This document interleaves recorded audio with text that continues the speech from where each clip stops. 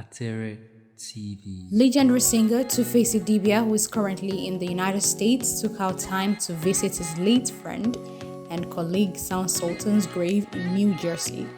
Sound Sultan passed away on July 11 after a long battle with throat cancer. He was buried on the same day according to Islamic injunction. 2Face was joined in his visit by media personality Emmanuel Ugulu.